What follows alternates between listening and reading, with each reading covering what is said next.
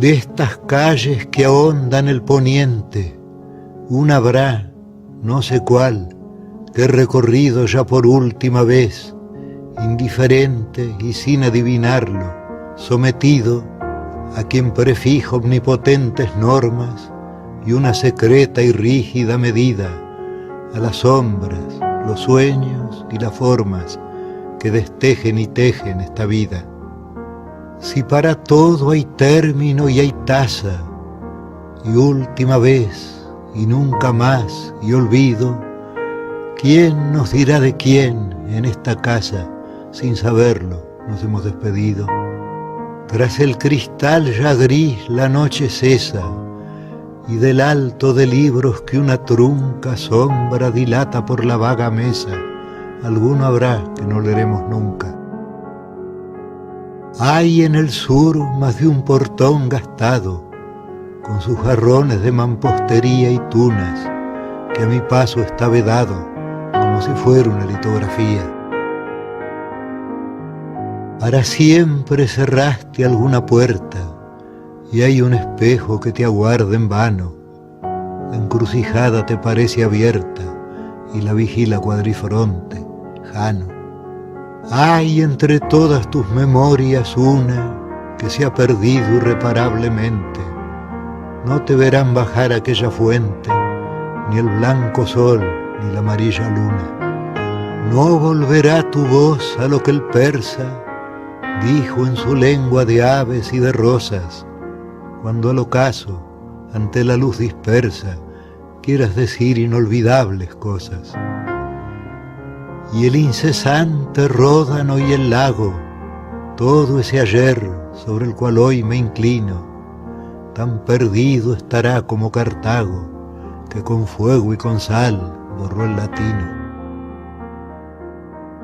Creo en el alba oír un atareado rumor de multitudes que se alejan. Son lo que me ha querido y olvidado, espacio y tiempo y Borges ya me dejan.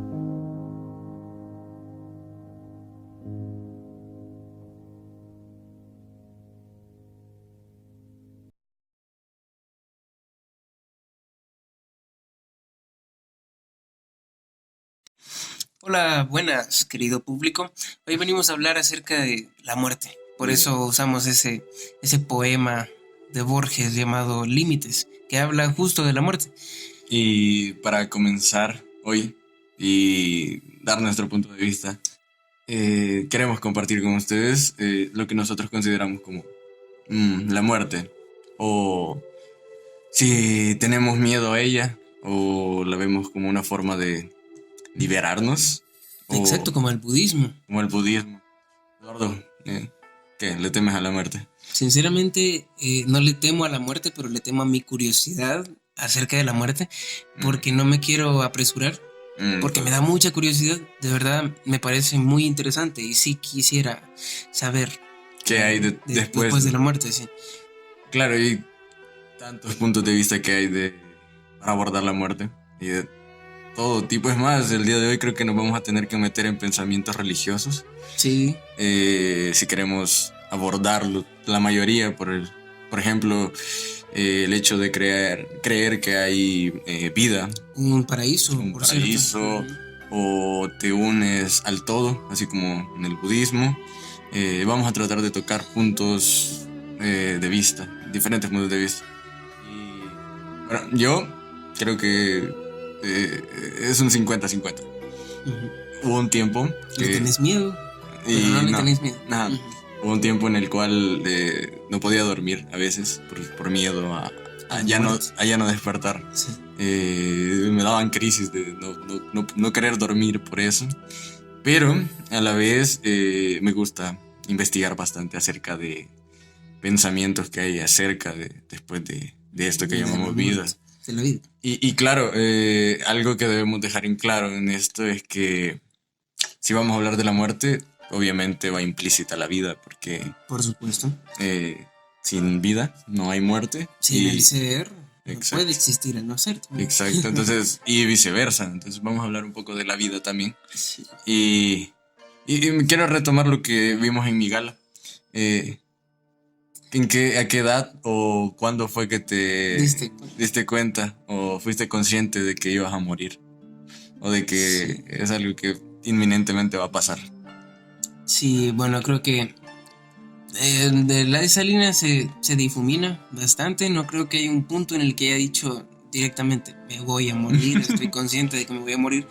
Pero hay una cosa bien curiosa que me pasaba de chiquito. Creo que fueron mis primeras cavilaciones acerca de la muerte. Y fue que cuando tenía como 7, 8 años aproximadamente, mi mamá me dio un teléfono. y yo no sé qué hacía tanto con ese teléfono, pero lo pasaba manipulando ahí de maneras extrañas. Y traía un calendario. Y yo siempre he sido una persona de hacer cosas raras con los números. Y me ponía a ver cuántos años tendría mi mamá cuando yo tuviera 40, cuántos años tendría mi mamá cuando yo tuviera 20, cuántos años tendría mi mamá cuando yo tuviera 80. Y cuando me puse a pensar, o sea, lo hice con todos los miembros de mi familia, cuántos años tendría mi hermano cuando yo tuviera 20, cuando yo tendría 40, con mi papá también, con mis tías, y etcétera, hasta el punto en el que llegué como a los 70 años yo, y me di cuenta que mi mamá tendría que tener como 140, algo así, y me ponía a llorar.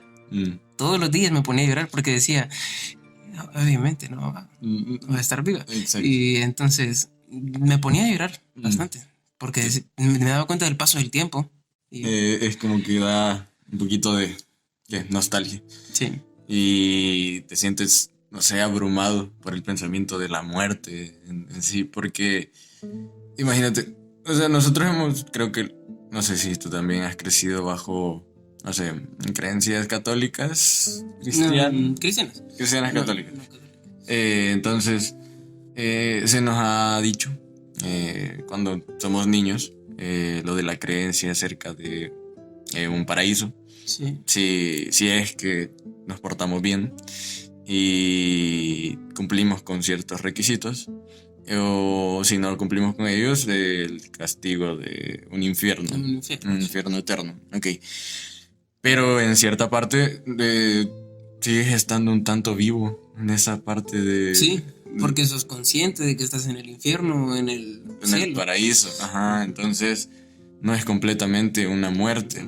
Entonces, ¿qué pasa? No pasas tanto miedo como cuando empiezas a indagar en que la muerte puede que sea ya nada. El cese de actividades.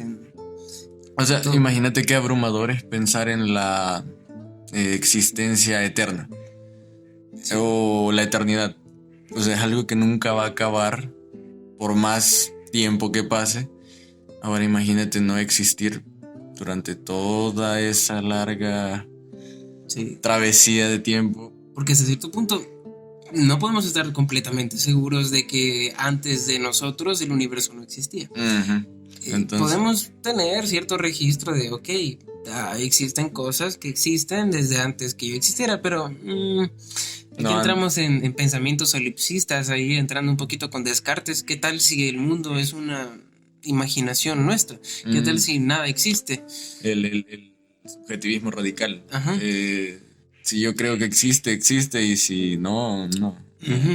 Entonces es como, bueno, todo depende de tu mente. ¿Y qué tal si podemos agarrar el ejemplo del cerebro en el frasco? ¿Qué tal si en realidad todo esto es una ilusión? Si realmente no existimos, entonces todo el universo cesa cuando nosotros morimos. Es como que, claro, es como un sueño al despertar. Cuando despiertas, toda la imaginación, personajes, todo el mundo onírico desaparece totalmente. Es más, y a los ciertos segundos de haberte despertado se te olvida totalmente. Exacto. Ahora, traduzcan esa analogía al mundo, entre comillas, real, porque no sé si lo será. La vida es un sueño y realmente la muerte es el despertar, básicamente, de ese largo sueño, y todo lo que crees, piensas y sientes solo fue una ilusión.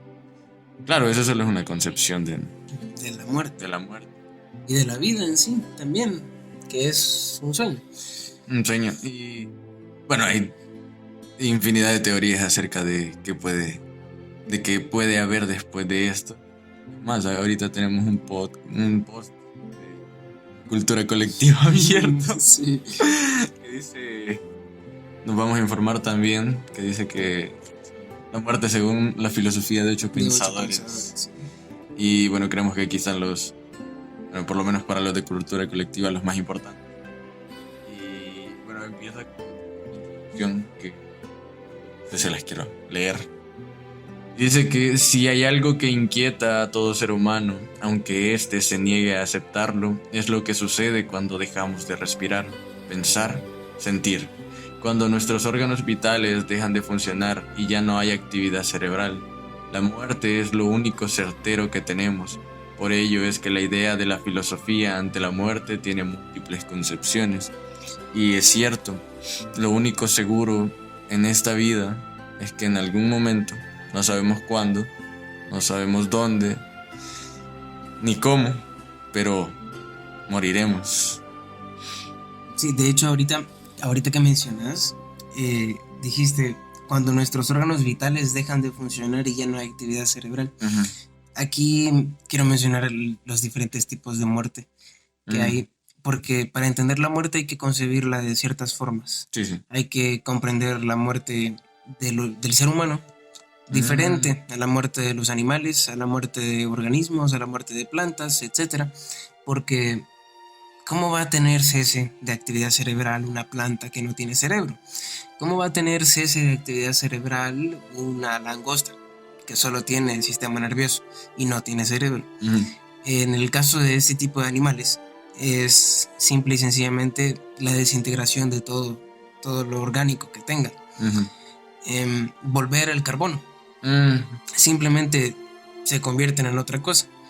En el caso de la muerte humana, lo que muere es la conciencia, no el cuerpo. Entonces la conciencia se transforma en no conciencia. Dejamos de ser conscientes de que vivimos y volvemos a ser inconscientes. Exacto. Entonces es como lo que veníamos hablando. Hay distintos... bueno, tú me decías círculos, como sí, círculos de muerte. Entonces, si nos damos cuenta, es cierto, los animales, por lo menos hasta donde nosotros sabemos, no pueden ser conscientes. Exacto. Entonces, mueren, no, porque no están conscientes. Lo único que pasa es lo que tú decías, desintegración de su cuerpo. Y no podemos abordar la segunda ley de la termodinámica, y es la materia no se crea ni se destruye. Para Hegel, la muerte no es más que dejar este cuerpo físico para trascender a otro campo espiritual, por decirlo así. Quizás no como el que estamos acostumbrados a oír, como el cielo y el infierno. Sí, porque para Hegel incluso es un poquito forzado morir, porque dice que se violenta sobre el ser, se violenta sobre lo que existe para poder trascender. Entonces es algo forzado, algo que pasa, pero no es tan natural. Y ahorita voy a contradecir lo que acabo de decir, porque según en un podcast decía que realmente el ser humano nace, está programado para vivir.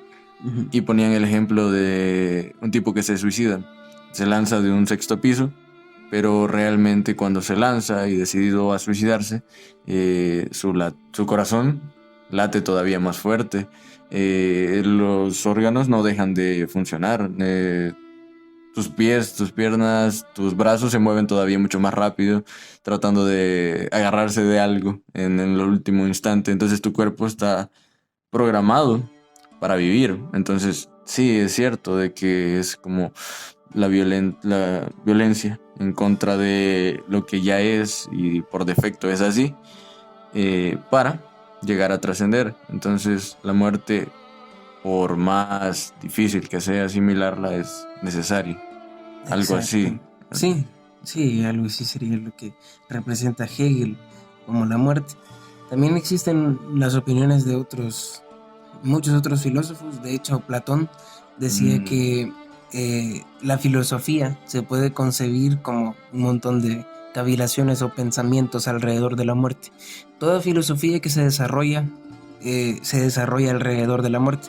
Cicerón también decía que, aquí tengo la cita, Cicerón decía que toda filosofía es un comentario mortis. Después, 20 siglos después, Santayana dijo que una buena manera de probar el calibre de una filosofía es preguntar lo que piensa acerca de la muerte. Si queremos saber si una filosofía es buena, hay que preguntarnos qué opina acerca de la muerte. Porque sinceramente, uno de los temas principales y más importantes de la filosofía es la muerte. No recuerdo quién fue, si fue Epicuro, fue Séneca, pero uno de estos filósofos, por ahí helenista creo, o no recuerdo si fue Michel de Montaigne, no me acuerdo, el que dijo que la muerte no es algo que le concierne. Sí, Michel de Montaigne, que no le concierne al ser humano, porque toda la vida vivimos con ausencia de ella, y en el momento en el que está presente, ya no estamos. Ya no podemos pensar acerca de la muerte porque literalmente ya nos morimos. No nos compete. Exacto, no nos compete, sí. Jean-Paul Sartre. Jean-Paul Sartre es un filósofo existencialista. Francisito. El representante, quizá uno de los más conocidos. De hecho, es el filósofo existencialista más popular después de Kierkegaard. Él fue el segundo revolucionario del existencialismo. El padre del existencialismo es Søren Kierkegaard. Pero el que lo popularizó fue Jean-Paul. Dice, todo lo que existe nace sin razón, se prolonga en la debilidad y muere por casualidad. Esto es contrario a lo que dijo Heidegger, ya que afirmaba sobre que el hombre solo alcanza la autenticidad con la muerte. Sartre no lo veía como un ser para la muerte. Para Sartre lo más seguro era que el hombre muriera antes de cumplir su tarea. Entonces la muerte no sería más que una aniquilación que en sí no es más que una de mis posibilidades. Sartre no creía que el ser humano tuviese un propósito en vida, ni nada destinado a ser. Por lo tanto, la muerte, dice, puede venir antes de cumplir la tarea que nosotros hayamos decidido cumplir en la vida. O que se nos haya sido destinado. Exacto. El rol que debamos cumplir tanto en la naturaleza como en la sociedad. Sartre no creo que no veía nada especial en la muerte, creo yo. Sí. Sino que es un acto inminente, el cual va a pasar y pues ni modo. Sí, de hecho ahorita me gustaría mencionar a otro francesito, Albert Camus, que este tipo era el padre del absurdismo, y él hablaba en el mito de Sísifo acerca de que nosotros no tenemos un sentido de la vida, que realmente no tenemos por qué vivir o para qué vivir. Así que me pregunto, tomando en cuenta la filosofía de Camus, podríamos decir que la muerte es una liberación de este gran ciclo, de tortura, ¿no? O sea, creo que, no sé si ya sabrán o conocerán el mito de Sísifo, pero a grandes rasgos, un hombre fue castigado por Zeus para en una colina empujar una piedra hacia la cima durante toda la vida. Cuando él llegaba con la piedra hasta la cima, Zeus la volvía a bajar y él tenía que volver al pie de la colina, luego volverla a subir. Entonces es como un vaivén de eso, solo es eso. Ahora traduzcámoslo a esto. ¿Creen que el vaivén de Sísifo es nuestra vida. Exacto, nos despertamos, vamos a estudiar, a trabajar, etcétera, y nos volvemos a dormir. Ajá, exacto, no hay, sí, digamos que hay alguna variación en el día. Por ejemplo, ayer tomé café y ahora tomé un té. Ok, pero a grandes rasgos viene siendo lo mismo. Pero hablar de eso sería como que Sísifo dio un paso más a la izquierda y otro más a la derecha. Son como Es lo mismo. nimiedades. Nimiedades. Entonces, si nosotros tuviésemos la forma de romper el ciclo de Sísifo, sería mediante la muerte.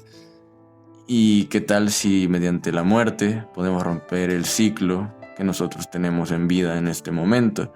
Porque, sí, o sea, nos despertamos y hacemos todo lo que tengamos que hacer y nos volvemos a dormir. Todo eso durante todo el año, durante toda nuestra vida. Igual que Sísifo. Pero si llegásemos a romper eso, Camus no nos decía nada acerca de qué podría haber después de la muerte. Camus solo nos decía que era una forma de... Sí, nos hablaba de que la vida no tiene sentido. Ajá, pero nunca mencionó que la muerte no la tuviera. No tuviera sentido. Solo eso sí, habían 3 opciones. Hacia el pesar y hacia la abrumación que representaba la muerte.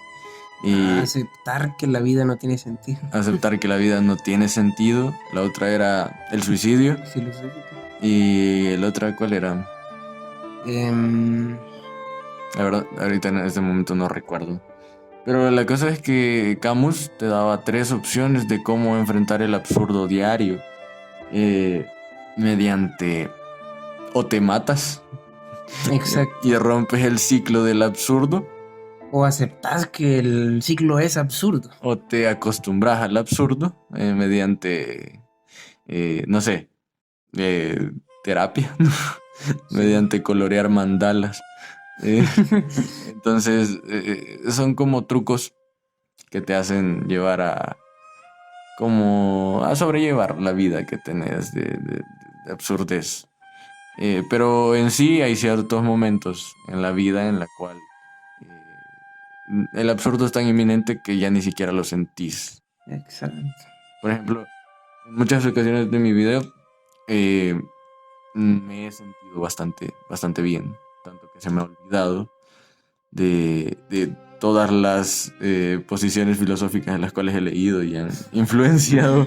Sí. Entonces es como que hay momentos en los cuales segregas demasiados químicos en tu cabeza que hacen que se te olvide todo. Mucha dopamina y todo eso. Sí. A ver, ahorita estamos buscando las 3 soluciones de Camus. Sí, es que no me acuerdo dónde lo habíamos leído, la verdad. Aquí están los tres caminos. Se puede tomar el suicidio, el salto de fe, que significa que los seres humanos pueden confiar en Dios. Ay, esa existencia. Decía la religión, Sí, es sí, cierto, sí. es cierto. Puedes básicamente dejarle tu sentido de la vida a otra cosa, independientemente de lo que sea. Sea Dios, sea un propósito, sea otra persona, incluso porque hay personas que se dedican a, por ejemplo, estos de las sectas, como la familia Manson, y estos dedicaron su vida entera a estas otras personas, como Charles Manson. Sí, sí. Por supuesto, con un poquito de charlatanería y filosofía medio rara de por medio, pero sí dedicaban su vida a esa persona.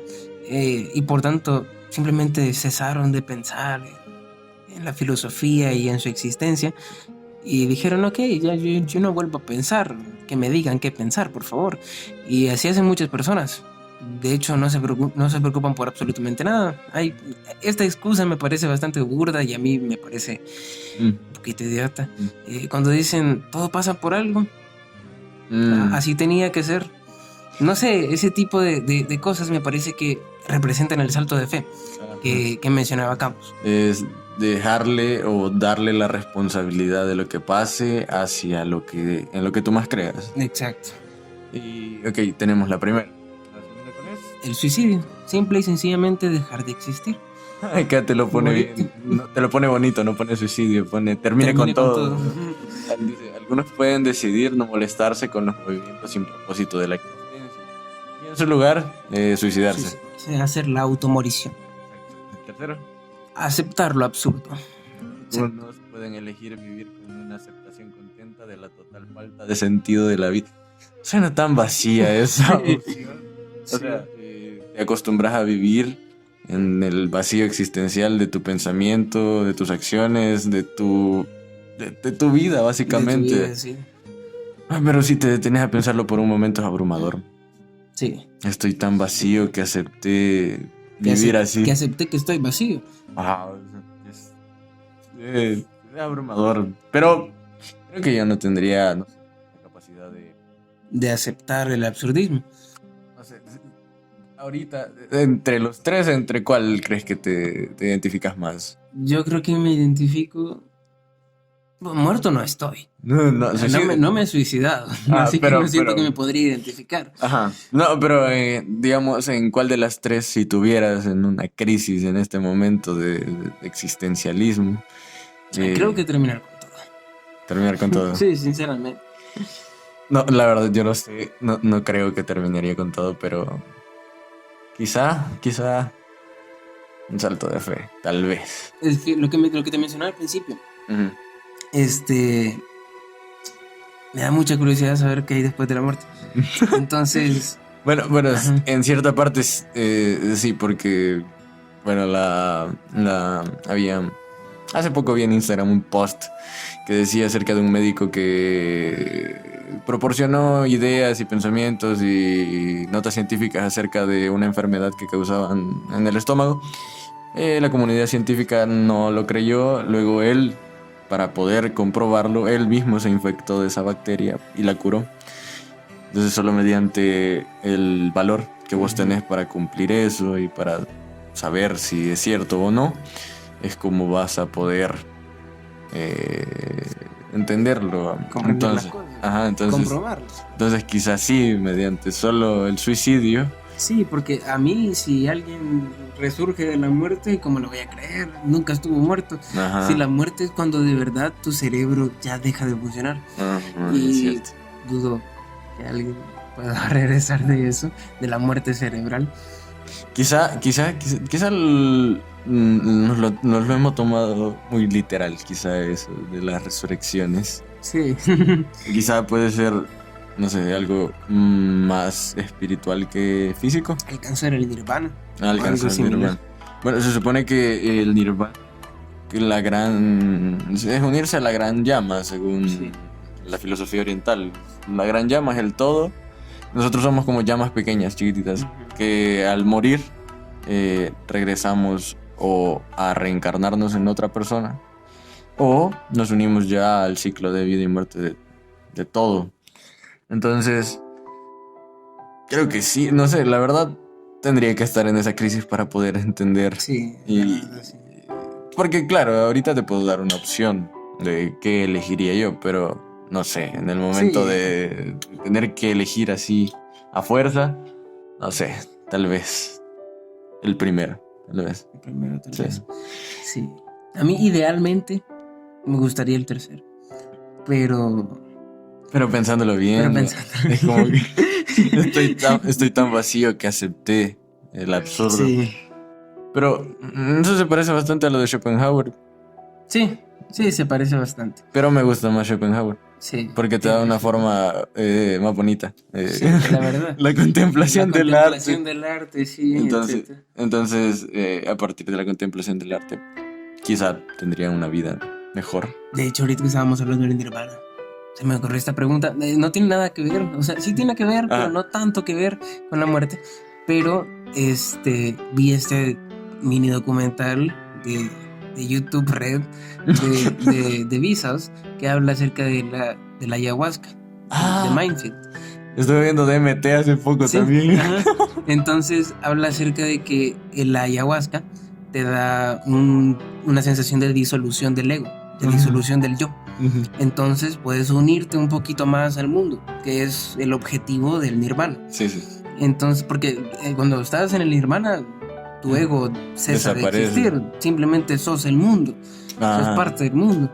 Entonces, realmente es curioso cómo a través de ciertos químicos, ciertas sensaciones, Y algo interesante de esto, ok, la ayahuasca contiene DMT, ¿verdad? Sí. Tiene dimetiltriptamina. Sí. La dimetiltriptamina es un químico que tenemos en el sistema nervioso, en el sistema límbico de nuestro cerebro. Y según había visto un canal ahí que decía que realmente solo se disuelve en 2 puntos de tu vida. Cuando naces y cuando morís. Dice, solo en esos 2 momentos claves de hecho, el DMT es conocido, porque también lo venden por separado, la droga. El DMT es conocido como la droga de la muerte, porque te hace sentir como que te morís. Y también la llaman la partícula espiritual.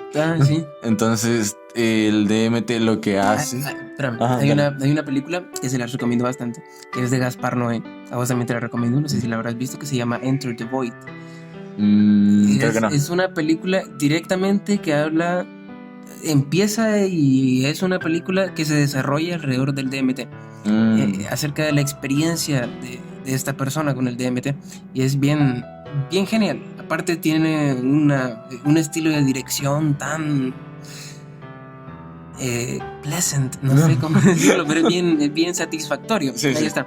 Ajá. Entonces, hablando un poquito de esto de la muerte, ¿qué tal si la muerte solo es la trascendencia de dejar así como decía, ¿quién fue? Hegel, de dejar el cuerpo humano, el cuerpo físico, el cuerpo tangible, para elevar la conciencia del espíritu hacia un nuevo plano? Entonces dice que en la filosofía oriental, ¿cómo desbloqueas el nirvana? Si se desbloquea de alguna forma. Suena bien pagano, la verdad, decirlo. Se desbloquea. ¿Cómo accedes? Ni que fuera nivel. Sí. ¿Cómo accedes al nirvana? Se supone que meditando, privándote de todo deseo carnal y humano de la voluntad.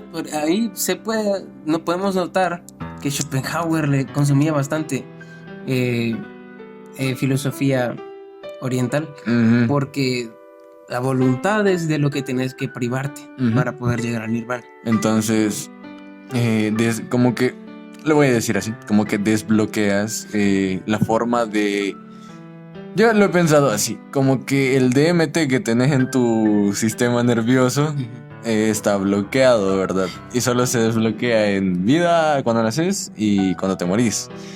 Entonces, quizá cuando llegas al nirvana es como que podés acceder al DMT que tenés cuando vos querrás, y te quedas ahí en ese estado de trascendencia.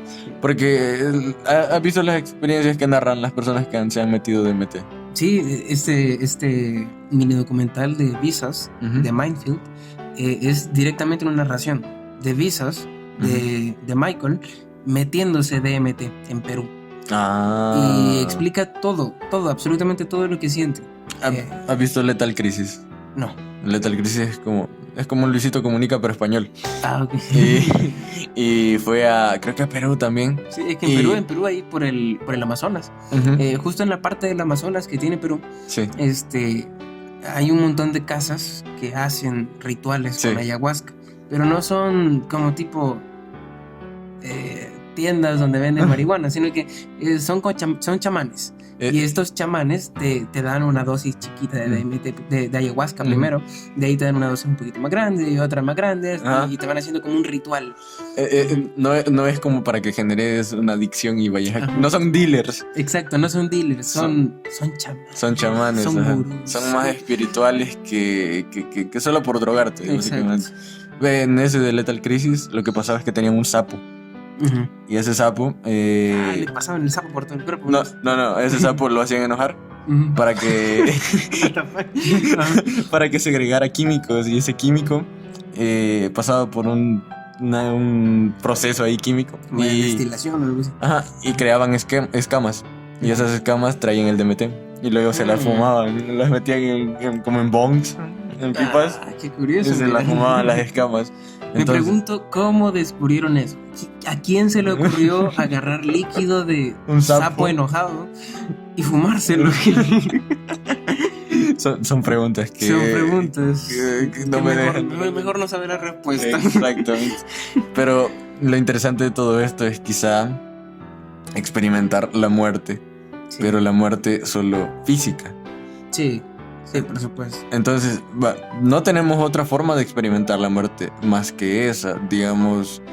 O sea, sí ha pasado que en personas han tenido accidentes y han Y muerto que, por un sí, minuto. Han tenido experiencias de resucitar. Pero es que como que la mayoría no me las creo, la verdad. Exacto, es extraño. Te vienen contando. No, ok, digamos. Porque cuando uno se desmaya, Ujú. tampoco se vuelve inconsciente. Sí, sí.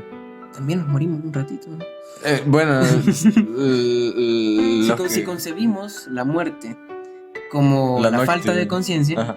sí nos morimos. Dormir es morir. Dormir y morir un ratito. Ajá. Entonces, lo que yo me pongo a pensar es esto. Ahorita que acabamos de estar hablando de esto, me acabo de acordar de algo. ¿Y qué tal si, o sea, cuando nos morimos, qué tal si no hay una muerte general? ¿Cómo así? Una muerte. Una muerte personal. Es decir, vos experimentás la muerte de una forma y yo la experimento de otra totalmente Sí, distinta. puede ser. Y como mencionaba anteriormente, podríamos analizar la muerte de cada individuo Ajá. de forma diferente. Porque así como debemos de analizar la muerte de un perro, diferente a la muerte de un ser humano, diferente a la muerte de una planta, Ujú. también tendría sentido analizar la muerte de Mauricio, Ajá. diferente que la muerte de Eduardo. Ajá, porque me pongo a pensar y digamos, no es como una muerte colectiva, así como de todos nos vamos a ir al cielo o al infierno o a algún lugar determinado. Sí. Entonces, sino que cada persona experimenta la muerte de una forma distinta. ¿Qué tal si la muerte es la representación de todo lo que vos pensaste y creíste en vida? No sé, ponele que un cristiano o las personas que creen en el cielo y después en el infierno, no sé, cuando mueran, sí van a experimentar eso. ¿Y qué tal si yo, que no creí en nada después de todo, me muero y no experimento nada cuando muera? O si yo, no sé, creo en un elefante hindú, no sé. Entonces, no sé, lo que quiero poner a dar a entender es como que una muerte subjetiva. Sí. Te morís y experimentas lo que, no sé, tus deseos. Lo que sea que En lo que vos creíste. deberías sentir. Ajá. Porque según las personas que narran lo del DMT, no todos son iguales. Todos los viajes. Es cierto, en ese caso, todas las personas que se han metido DMT tendrían que sentir exactamente lo mismo. Tendrían que poder identificarse justamente como lo describió la otra persona. Y no necesariamente porque todas las personas tengan la misma capacidad verbal para expresar lo que sienten, pero algo tendría que coincidir. Algo tendría que coincidir y decir, ok, sí, esto lo sentí, esto también, esto no lo diría con esas palabras, pero también lo sentí, sino que directamente, no, yo sentí una cosa totalmente diferente. Ajá. Entonces, porque en el de Lethal Crisis decía que empezó a ver, no sé, como patrones mientras estaba en el viaje. Vio patrones de como, no colores, sino que como de formas. Sí. Casi como un mandala, ponele, más o menos. Ajá. Entonces, pero el otro decía que no, que experimentó una total paz y él se sentía como, no sé, parte de todo, básicamente, como que por fin está consciente de algo. Se le diluyó el ego. En el caso de Michael, de Vsauce, decía que él sentía una imaginación o una mente más clara. Normalmente, si te dicen, este fue el ejemplo que él puso. Normalmente, si te dicen, imagínate un elefante. Sí. ¿Cuántas rayas tiene en la trompa? Te tuviste que imaginar otro elefante, un elefante más definido. Ajá. Un elefante con ya más no es el mismo rayitas, elefante que pensé al principio. Ajá. Exacto, porque el primer elefante ni siquiera tenía rayitas, probablemente. O simplemente no tenía tantas rayitas, etcétera. Me acabo de imaginar un elefante, no sé, de un libro para niños. Ajá, exacto. Entonces Michael decía que cuando estás bajo los efectos de la ayahuasca, desde el momento en el que te dicen imagínate un elefante, pensás en el segundo elefante. Ya todo lo que te imaginaste lo imaginas con detalle. Todo te lo imaginas de la manera más vívida posible. Entonces no es como, creo que ahí ya estás consciente de todo, básicamente. Sí. Creo que hay que conseguir ayahuasca un día de Sí. esto. Hay que irnos a Perú. No, pero sí sería una forma interesante de, no sé, por lo menos quizá por un momento, o sea, hay una concepción que tienen los budistas y los orientales que decían que sí, mediante los estados alterados de conciencia podías encontrarte con cosas más allá de la comprensión, ¿no? Pero dice que no te los mereces y por eso es que duran tan poco esos momentos. En cambio, cuando ya has meditado suficiente como Siddhartha, no necesitas de ciertas sustancias. Ajá, ya es como que suena burdo, pero es como que ya tenés para desbloquearlo cuando vos querrás. Sí. Ya tenés el acceso cuando vos querrás, es decir, como que quiero ser parte del todo en este momento. O es más, creo que ya ni siquiera salís de ese estado, quizás. Sí, probablemente todo el tiempo estés ahí. Ajá, sos totalmente consciente de todo. Y quizás la muerte no sea más que la trascendencia del ser, la trascendencia de tu espíritu. Y quiero, ahorita acabo de cambiar un poquito mi concepción de la muerte. Y no sé, ahorita sí me gustaría creer que tenemos una muerte subjetiva, como que totalmente personal. Y sería bonito, porque imagínate, no sé, tenés la esperanza de que cuando muras vas a volver a ver a las personas que quisiste y amaste en vida. Pues subjetivamente pues la vas a ver y vas a convivir con ellas mediante tu muerte personal. Exacto. Entonces, sí, me gustaría creer en la muerte personal. No serían reales, pero... Que es real. Que es real, Ajá, exacto. entonces, es más, estás realmente bajo, no sé.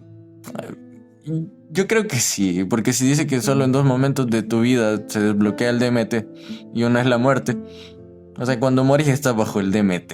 Estás pedo cuando morís. Cuando morís, sí. Entonces, todo lo que quizá veas cuando mueras es bajo las sustancias de la dimetiltriptamina. Sí. Entonces, como decíamos, la existencia y el ser son 2 cosas distintas, ¿verdad? Quizá esas cosas no existen, pero sí son.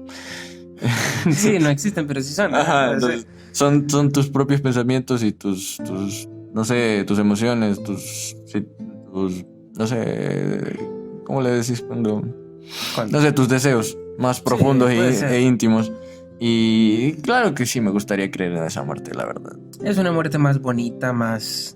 Sí. Te hace sentir especial porque te hace sentir único. Que tu muerte será única del resto de mortales. Y la verdad me está gustando bastante este tema. No sé, me gustaría hacer una segunda parte de la muerte. Sí, deberíamos. Pero este por el momento lo vamos a dejar hasta aquí porque ya llevamos 40 minutos. Y necesitamos hacer unas cosas ahorita. Sí. Entonces, la otra semana, esta vez sin falta, van a tener la muerte 2 y creo que nos vamos a explayar bastante porque sí está chido. Está bastante chido. Así que hasta la otra semana. Hasta la otra semana. Y todavía esto no ha concluido. Así que... Okay. Por cierto, empezaremos a subir las cosas a iBooks. Si alguien tiene iBooks o quiere hacerse una cuenta de iBooks porque le gusta escuchar muchos podcasts o audiolibros, etcétera, lo que sea, puede hacerse una y en el Instagram de cada uno tendremos el link. También lo compartiremos en WhatsApp.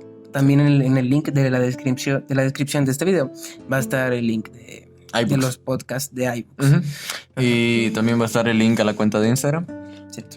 Por si quieren ir a ver la página oficial. Y también tenemos pensado en subir otro tipo de contenido a la página oficial de Instagram. No solo anunciarles cuando hay podcast, sino otro tipo de contenido.